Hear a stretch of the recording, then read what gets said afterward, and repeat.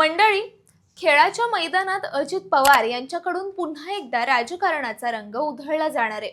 महाराष्ट्र राज्य ऑलिम्पिक संघटनेच्या अध्यक्षपदासाठी अजित पवार निवडणुकीच्या रिंगणात उतरलेत. होय, उपमुख्यमंत्री अजित पवार यांना आता चौथ्यांदा अध्यक्षपदासाठी स्पर्धा करायची आहे. अजित पवार यांनी 2013 पासून संघटनेचं अध्यक्षपद भूषवलंय आणि यंदा त्यांनी खो खो संघटनेच्या अनुभवाचं बळ वापरून पुन्हा अर्ज दाखल केलाय. 2006 ते 2018 पर्यंत ते राज्य खो खो संघटनेचे अध्यक्ष होते आणि 7 वर्षाच्या विरामानंतर 2025 मध्ये पुन्हा अध्यक्षपदासाठी मैदानात उतरलेत. पण फक्त अजित पवारच नाही तर इतरही दावेदार मैदानात उतरलेत.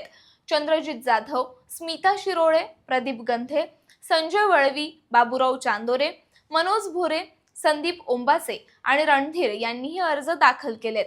विशेष म्हणजे जाधव यांनी खजिनदार आणि सरचिटणीस या 2 पदांसाठीही अर्ज केलेत. अर्ज भरण्याची अंतिम तारीख 11 ऑक्टोबर आहे आणि आता पाहायला मिळेल की अजित पवार चौथ्यांदा अध्यक्षपदावर विराजमान होतात की नाहीत. म्हणूनच मंडळी, हे मैदान मारणं अजिबात सोपं जाणार नाही. खेळ, राजकारण आणि अनुभवाची जोरदार भिडंत इथं होणार आहे.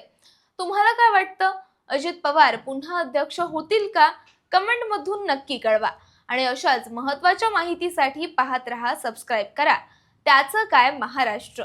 कारण इथं ऐकायला मिळतं खऱ्या राजकारणाचं इनसाइड व्हर्जन.